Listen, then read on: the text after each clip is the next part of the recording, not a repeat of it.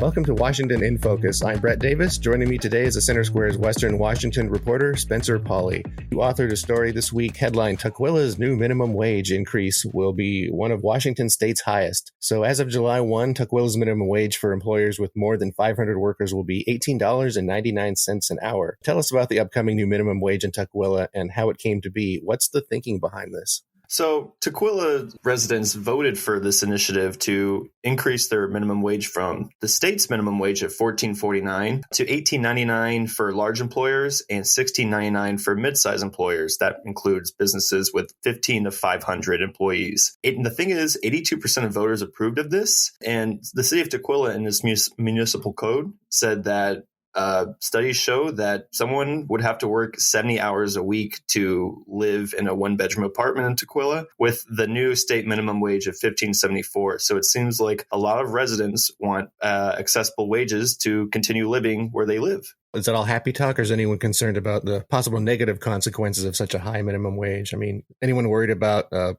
wages and salaries increasing across the board and, creating increased operating expenses for companies that they could pass on to the customers? Any concerns about that? Well, definitely businesses are concerned about that, the drastic increase in minimum wage. You're going to look at the Westfield South Center Mall within Tukwila, where you're going to see a lot of businesses consider cuts to employees and whatnot because they can't afford to keep all of them. Now, Tukwila, with that mall in place, is home to thousands of job opportunities. And, in the meantime, you're going to see people's minimum wages increase, but you might also just see cuts to employees. Now, as I understand things, Tukwila's minimum wage could go up in the future. This is something that will be ongoing, looked at every year. Is that correct?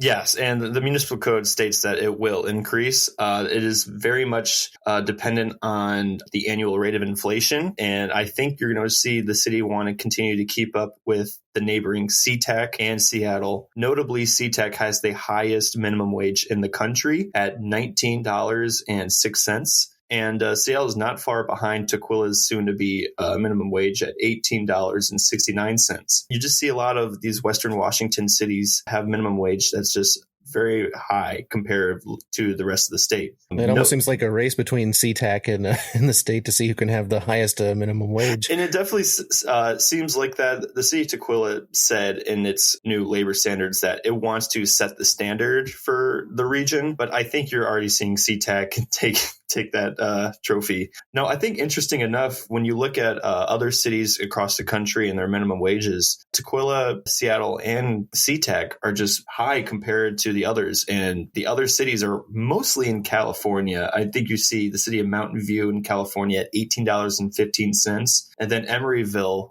which is in California, is usually up there with SeaTac and Seattle, and they are at $17.68. I don't know if you've looked into this at all or not, but is there any reason per se why, all these cities in Washington State and Washington State itself would have such a high minimum wage?